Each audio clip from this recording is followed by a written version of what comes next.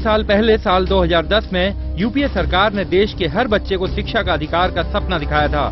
कहा गया था कि अगले 3 साल यानी 31 मार्च 2013 तक ये सपना हकीकत का रूप ले लेगा। लेकिन गैर सरकारी आंकड़ों के मुताबिक देश भर में महज 7% स्कूली ऐसे हैं जिन्होंने पूरी तरह से शिक्षा के अधिकार कानून को लागू किया। जाहिर है स्थिति बेहद निराशाजनक है। देश भर के प्राइमरी स्कूलों में 40% शिक्षकों की कमी है। 33% स्कूलों में लड़कियों के लिए टॉयलेट तक नहीं है। 39% स्कूलों में शारीरिक रूप से कमजोर बच्चों के लिए जरूरी सुविधाएं नहीं हैं। देश भर में 11 लाख शिक्षकों की कमी है।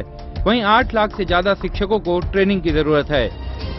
लेकिन शिक्षा सलाहकार बोर्ड यानी कैब की मंगलवार को हुई बैठक में फैसला लिया गया कि इस कानून के लिए अब कोई समय सीमा नहीं बढ़ाई जाएगी।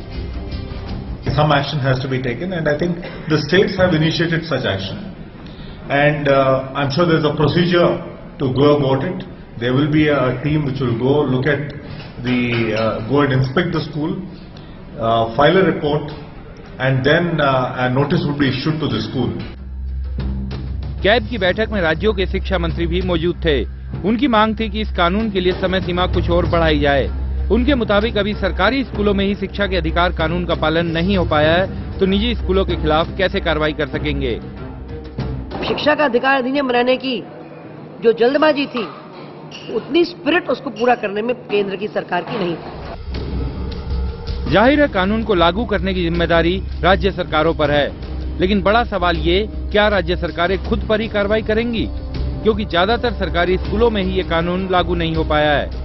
इस बात को लेकर भी कोई नीति साफ नहीं है कि अगर किसी स्कूल के खिलाफ कार्रवाई होती है तो उसमें पढ़ने वाले बच्चों का भविष्य क्या होगा।